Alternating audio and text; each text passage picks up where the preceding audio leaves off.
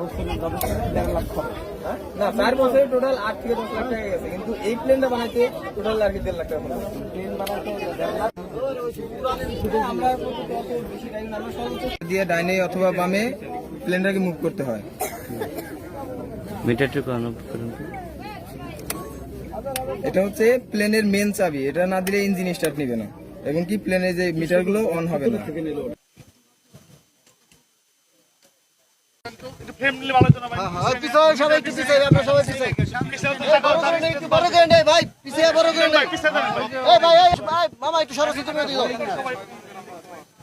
আচ্ছা, আপনি একটু পা দিয়ে নাড়াচাড়া করেন, হাত দিয়ে একটু করেন, একটু কম্প্রেসিং করেন, দেখি আমরা এই কেমনে হাত দিয়ে কেমনে তুমি দেখালেন কি কি কেমনে শেপ দিতে দেখি একবার আরেকবার দেখুন তো।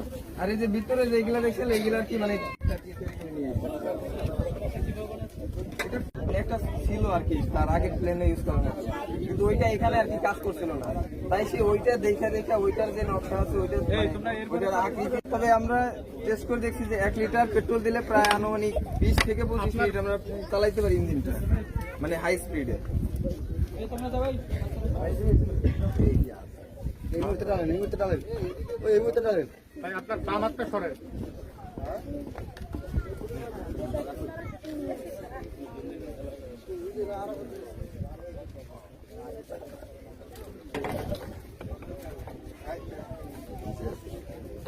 এটা পেট্রোল।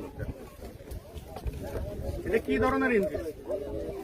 এটা একটা মানে মাঠ পাম্প আছে না, ওইগুলো আর কি ক্যারি করা যায় আর কি। পার্ট তো খোলা যাবে না। এটা মানে মাটির দিকে চেক আপ করতে হবে। আর এটা যখন ডাইনে দিবে প্লেনটা ডাইনে রোটেশন করবে, আর বামে দিলে বামে রোটেশন করবে। ওটা কি হিসেবে পাবো?